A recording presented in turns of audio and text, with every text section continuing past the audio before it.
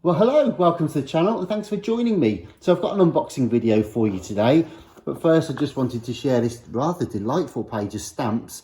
We don't normally get anything nearly as exciting on this channel with regard to postage labels, and these really are somewhat rather pretty. We've got all sorts of like picture postcard ones here. Yeah, Dorothy Hodgkin. We've got D-Day commemorations. We've got football. We've got Victorian, well, Georgian architecture. We've got all sorts of things on here, rather nice.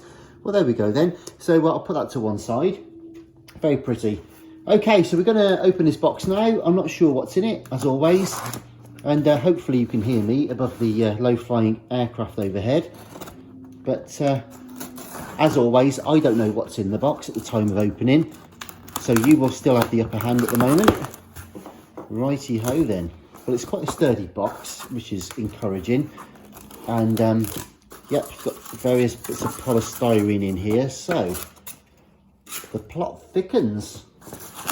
Okay, what do we have in here then? It's either a radio cassette or a series of... Ah, beautiful. I know what this is. Hey, exciting times.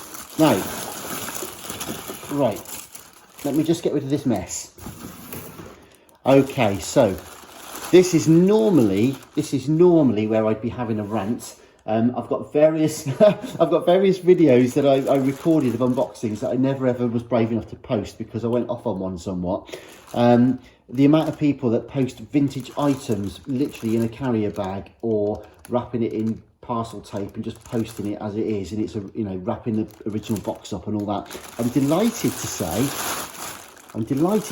that the person that sent this one actually respected the fact that the box is as important part of the product history as anything else, and actually posted it properly and sympathetically. So that's awesome news.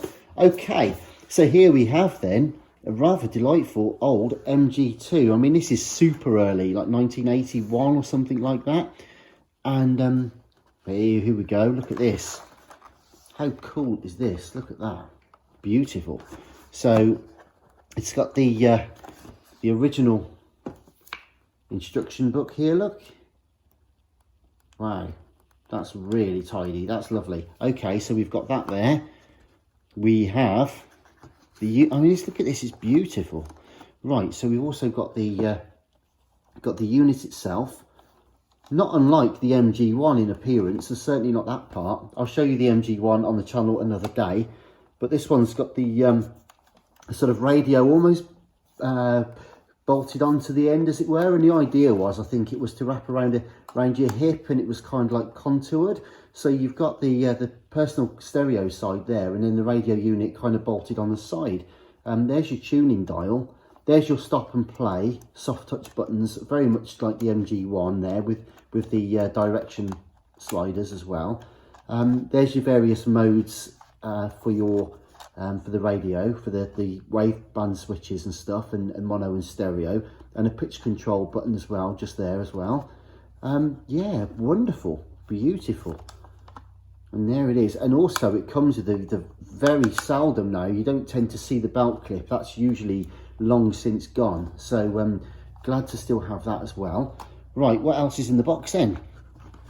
Okay, well, here's the original headphones. And there's a helicopter come to help us out as well with the unboxing by the sound of it. So do bear with me. And there you go, the original Sanyo headphones. Of course, the foams have long since probably disintegrated or fallen off. But I've got to say, the actual pieces are very clean and tidy. They're not corroded up or anything like that. So we'll get some new foams on there, and that'll be gorgeous. How lovely. Right, okay, so that's them. Then we have the strap. I almost feel bad taking all this out now, so I've got to put it all back in again shortly. But got the original neck strap there as well. It's just a simple webbing strap, but beautiful still to have that with it. We also have, let me see. Okay. Oh wow, here we go then, and here's the battery pack. Fantastic, there you go, battery case there. Look, it looks barely ever, it looks like it's not even been used. Wonderful. So open it this ways, and that holds what, 2D batteries by the looks of it, 3 volts. Fair old power supply there, power reserve, but it looks super clean inside. Look at that. Looks like it's barely ever been used. So yeah, and even the sponge, look at that. Marvellous. Good stuff. Well, I can't wait to, I don't actually know if this works. I remember it was from a one owner, well, one owner, as it were. So yeah, so it's been with someone all their life. And that's why it's been so sort of looked after. It's, I guess the case was put up in the attic or in the back of a cupboard somewhere. But crikey, how wonderful is this? It's not very often that people are sort of true to their word, unfortunately. A lot of the things we get in are usually in a lot worse condition than we anticipated. And although we're here to fix up and restore a lot of things, it's also really nice to sometimes just have something just to enjoy it, you know, and just to appreciate it. And what I do like about the original packaging and the whole set like this is that it gives quite a nice reference point for people that are interested in the history of personal stereos, or indeed any other products. And you can kind of see how they came, how they were laid out, and what's included and what wasn't, and all that kind of thing. But anyway, in due course, what I will be doing is plugging this in, testing it to see if it does work or not, and then obviously going on ahead to see if we can repair it if it's malfunctioning in any way.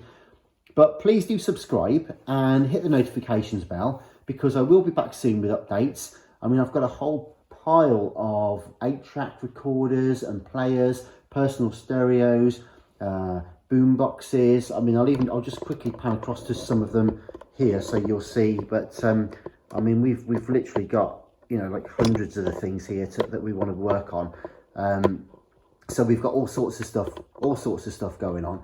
And yeah, we're just loving it. We're replacing belts, we're cleaning heads, we're replacing idler tyres, repairing broken head jack sockets, and just miscellaneous odds and sods that need doing to these old things, and just to get them up and running, giving them a deep polish, getting them back into their, you know, usable condition for those that are into their retro tech. So as I say, if you did enjoy today's quick introduction to this beautiful little Sanyo MG2, please do subscribe, hit the notifications bell, and I shall see you again soon. In the meantime, all the best for now. Goodbye.